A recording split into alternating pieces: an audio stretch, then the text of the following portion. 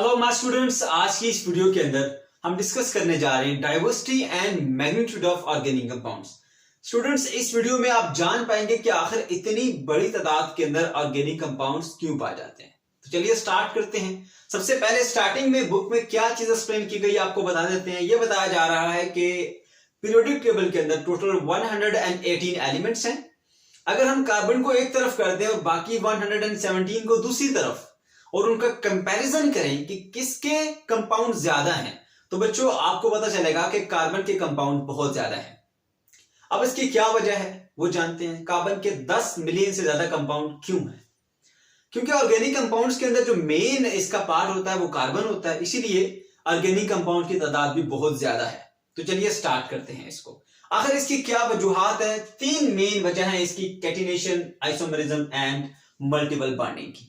चलो बच्चों, सबसे पहले हम डिस्कस करते हैं कैटिनेशन को। कैटिनेशन क्या होता है? कैटिनेशन बेसिकली कार्बन की खुद से जुड़ने की सलाहियत है, यानी एक कार्बन दूसरे कार्बन से जुड़ता है, दूसरा तीसरे से जुड़ता है और लॉन्ग चेन बनाते हैं, बड़ी बड़ी रिंग्स बनाते हैं। ये जो कार्बन की खुद से जुड़ने की सलाहियत है ना बच्चों, इसको हम कहते हैं कैटिनेशन।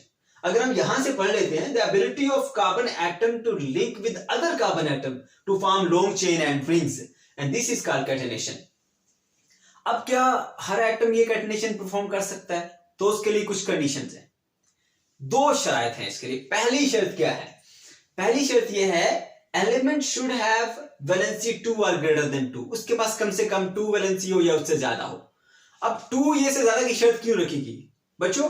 अगर 2 वैलेंसी है तो 2 बॉन्ड बनाएगा, अगर उसकी वैलेंसी 3 है तो फिर वो 3 बॉन्ड बनाएगा, 4 है तो 4 बॉन्ड बनाएगा। जैसे कार्बन के आखिरी शेल के अंदर 4 इलेक्ट्रॉन पाए जाते हैं, 4 उसको मजीद चाहिए ऑक्टेट रूल के अकॉर्डिंगली स्टेबल होने के लिए, तो वो 4 उसकी वैलेंसी है और वो 4 बॉन्ड बनाता है।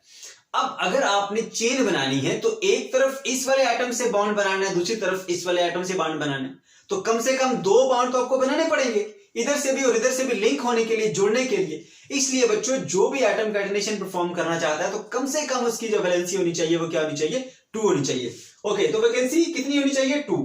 दूसरी कंडीशन क्या है?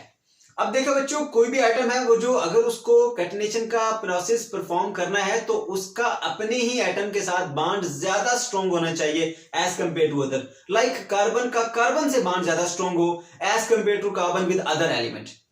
यहां देखें, कार्बन का कार्बन के साथ जो एलिमेंट है वो ज्यादा स्ट्रॉन्ग है, उसकी बॉन्ड एनर्जी 355 किलो जूल पर मोल है, जबकि कार्बन का ऑक्सीजन के साथ 351 किलो जूल पर मोल है। तो याद रखें, अब किसी ने अगर ये प्रोसेस परफॉर्म करना है तो उसका अपने साथ बॉन्ड यानी सेम एटम के साथ बिटवीन जो बॉन्ड है वो ज्यादा स्ट्रॉन्ग होना चाहिए एज कंपेयर टू अदर, और स्पेशली ऑक्सीजन। ओके, तो यहां पर अब एक क्वेश्चन आता है कि सिलिकॉन के अंदर जो सेम इलेक्ट्रॉनिक कॉन्फ़िगरेशन रखता है, कार्बन जैसी रखता है, फिर ऐसा क्यों कि सिलिकॉन ये कैटिनेशन का प्रोसेस परफॉर्म क्यों नहीं करता? तो बच्चों, उसकी क्या वजह है? अगर आप देखें, सिलिकॉन की जो बॉन्ड एनर्जी है वो 200 जूल पर मोल है, किलो जूल पर मोल। लेकिन अगर सिलिकॉन का ऑक्सीजन के साथ आप बॉन्ड देखें तो उससे ज्यादा स्ट्रॉन्ग है, 452 किलो जूल पर मोल उसकी एनर्जी। इसलिए हम कहते हैं कि सिलिकॉन जो है वो कैटिनेशन का प्रोसेस परफॉर्म नहीं कर सकता। और वैसे भी अगर देखा जाए तो बॉन्ड जो है वो ज्यादा स्ट्रॉन्ग और स्टेबल होना चाहिए। कार्बन में 355 किलो जूल पर मोल है इसकी बॉन्ड एनर्जी, जबकि यहां पर देखें ओनली 200 किलो जूल है। तो बच्चों, ये वजह है कि सिलिकॉन जो है वो कैटिनेशन का प्रोसेस परफॉर्म नहीं कर सकता। अब कैटिनेशन क्योंकि खुद से जुड़ने की सलाहियत है, अब इसमें ऐसा क्या है जिसकी वजह से बहुत ज्यादा कंपाउंड बनते जा रहे हैं, इसकी इतनी ज्यादा तादाद है। बच्चों यहां देखिए, एक कार्बन वाला कंपाउंड, अगर 2 कार्बन आपस में जुड़ गए, ये क्या है? मेथेन एक अलग कंपाउंड है। ओके, ये देखिए इथेन, ये एक अलग है, प्रोपेन अलग है, ये हमारे पास ब्यूटेन अलग है, ये पेंटेन अलग है। हो क्या रहा है? कार्बन कार्बन से जुड़ता जा रहा है और नया बनता जा रहा है, नया फार्मूला तैयार होता जा रहा है। तो बच्चों, ये एक बड़ी वजह है इनकी जो खुद से कार्बन को जोड़ने की सलाहियत है, इसकी वजह से इतने ज्यादा इनके कंपाउंड्स पाए जाते हैं। ओके, तो ये हमने डिस्कस कर लिया कि बेसिकली कैटिनेशन क्या और किस तरह से कैटिनेशन जो है वो हमारे पास इनकी ज्यादा तादाद होने में मददगार साबित होती है। इसके अलावा बच्चों, रिंग्स में भी याद रखें, 3 कार्बन की रिंग होती है, 4 कार्बन की रिंग होती है, 5 की रिंग होती है, 6 की रिंग होती है। तो रिंग्स भी बड़ी बड़ी रिंग्स बनाते हैं, वो भी इनकी सेल्फ लिंकिंग एबिलिटी की वजह से ही बनती हैं। ओके बच्चों, जो सेकंड हमारे पास है वो है आइसोमरिज्म। अब हम आइसोमरिज्म को देखते हैं। अब बच्चों इन ऑर्गेनिक कंपाउंड्स के अंदर एक और जबरदस्त क्वालिटी वो ये है कि बहुत सारे ऑर्गेनिक कंपाउंड आपको ऐसे मिलेंगे कि जिनकी हमारे पास जो स्ट्रक्चर है, स्ट्रक्चरल फार्मूला है और जो मॉलिक्यूलर फार्मूला, उनको अगर आप कंपेयर करें तो मॉलिक्यूलर फार्मूला एक ही होता है, स्ट्रक्चरल फार्मूला डिफरेंट हो जाता है। तो ये जो प्रोसेस है कि बहुत सारे कंपाउंड जिनका मॉलिक्यूलर फार्मूला एक ही हो लेकिन स्ट्रक्चरल फार्मूला डिफरेंट हो, उनको हम आइसोमर्स कहते हैं और इस प्रोसेस को आइसोमरिज्म कहते हैं। यहां से स्टडी करते हैं the compounds which have the same molecular formula but different arrangement of the atoms in the molecule are called isomer and this phenomena is called isomerism। तो बच्चों हम आसान डेफिनेशन कर लेते हैं कि ऐसे कंपाउंड्स जिनका मॉलिक्यूलर फार्मूला तो सेम हो लेकिन स्ट्रक्चरल फार्मूला डिफरेंट हो, या फिर यूं कह दें कि जिनका मॉलिक्यूलर फार्मूला सेम हो लेकिन जो एटम्स की अरेंजमेंट है वो डिफरेंट हो डिफरेंट मॉलिक्यूल्स के अंदर। देखिए अब हमारे पास इसकी पेंटेन की एग्जांपल है, C5H12 है। अब बच्चों C5H12 जो है वो 3 मुख्तलिफ तरीकों से अपने अंदर अरेंजमेंट रखता है और ये बेसिकली यहां पर देखिए इसके अंदर 5 कार्बन और 12 हाइड्रोजन है, मॉलिक्यूलर फार्मूला सेम है। यहां देखिए बच्चों इसके अंदर 1 2 3 4 5 कार्बन और 12 हाइड्रोजन अटैच हैं। इसके अंदर देखिए इसके अंदर भी 5 कार्बन और 12 हाइड्रोजन अटैच है। मॉलिक्यूलर फार्मूला सबका C5H12 है लेकिन एटम्स की जो अरेंजमेंट है वो दूसरे से मुख्तलिफ है। यहां देखिए कार्बन की एक लॉन्ग चेन पाई जाती है तो ये हमारे पास बन जाता है N-पेंटेन, ये एक अलग से कंपाउंड है। ओके, अगर यही रीअरेंज होकर इस फॉर्म के अंदर पाया जाए जिसके अंदर एक ब्रांच बनी हो, ब्रांच ये देखिए आप C कार्बन की जो है वो एक ब्रांच इस तरफ निकली हुई है, तो बच्चों ये हमारे पास कहलाता है आइसोपेंटेन क्योंकि इसमें एक ब्रांच है। तो अब जो ये अलग कंपाउंड है, ये अलग कंपाउंड है, ये N-पेंटेन है, ये आइसोपेंटेन है। मॉलिक्यूलर फार्मूला दोनों का सेम है लेकिन एटम्स की अरेंजमेंट इसके अंदर अलग अलग है। इसी तरह अगर हम बात करते हैं नियोपेंटेन की, तो बच्चों नियोपेंटेन में देखिए यहां पर आपको 3 कार्बन की एक लॉन्ग चेन मिलेगी और एक ब्रांच इस कार्बन पे, दूसरी ब्रांच ये, तो एक ही कार्बन के ऊपर 2 ब्रांचेस लगी हुई है, एक ये कार्बन और एक ये कार्बन।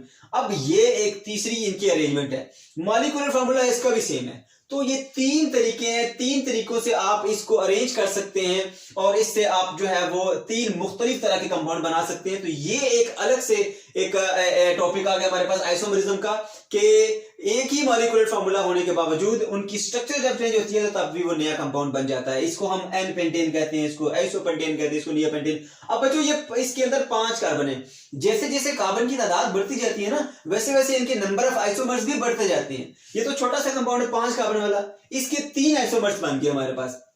इसी तरह से अगर हम 6 कार्बन वाला 7 वाला ये बढ़ाते जाएंगे कार्बन की तादाद, जैसे हमारे पास डिकेड है, तो हमारे पास जैसे जैसे आगे जाते रहेंगे 10 कार्बन वाला जो कंपाउंड है उसमें देखिए अगर आप, तो इसकी निस्बत ज्यादा आइसोमर्स होंगे। तो ये दूसरी बड़ी वजह है कि ऑर्गेनिक कंपाउंड की इतनी बड़ी तादाद क्यों पाई जाती है। अब बच्चों हम बात करते हैं, हमारे पास जो थर्ड पॉइंट आ जाता है वो क्या है, मल्टीपल बॉन्डिंग।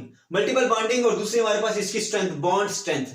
कार्बन की जो बॉन्ड स्ट्रेंथ होती है यानी जो बड़ा स्ट्रॉन्ग बॉन्ड बनाता है दूसरे एटम के साथ, स्पेशली हाइड्रोजन के साथ, ऑक्सीजन के साथ, हैलोजन्स के साथ, तो बच्चों बड़ा स्ट्रॉन्ग बॉन्ड बनाता है। क्यों? उसकी वजह क्या होती है कि इसका एटॉमिक साइज जो है वो थोड़ा सा स्मॉलर होता है, तो इजीली ये बड़े स्ट्रॉन्ग बॉन्ड बनाता है। इसकी एक ये वजह है, इसीलिए ऑक्सीजन के साथ भी बॉन्ड बना लेता है, ये हाइड्रोजन के साथ बड़ा स्ट्रॉन्ग बॉन्ड बनाता है, हैलोजन के साथ स्ट्रॉन्ग बॉन्ड बनाता है, ये इसकी एक और वजह है। इसके अलावा बच्चों उससे होता है कि डेरिवेटिव्स बनते जाती हैं इनके ऑर्गेनिक कंपाउंड्स के और उससे एक बड़ी तादाद इनकी बनती जाती है, नंबर ऑफ कंपाउंड्स इंक्रीज करते जाते हैं।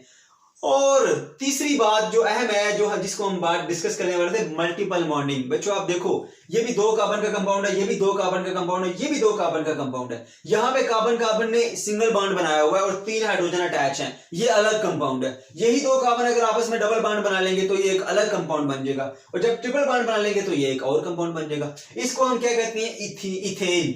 और अगर डबल बॉन्ड बन जाएगा बन जाएगी इथीन, और अगर ट्रिपल बॉन्ड बन जाएगा तो बन जाएगी इथाइन। अब देखो बच्चों कार्बन के जो तादाद है वो 2 ही है, लेकिन कार्बन कभी सिंगल बॉन्ड बना रही है, डबल बॉन्ड बना रही है, ट्रिपल बॉन्ड बना रही है, तो ये एक और बड़ी वजह है इनकी इतनी ज्यादा तादाद के अंदर पाए जाने की।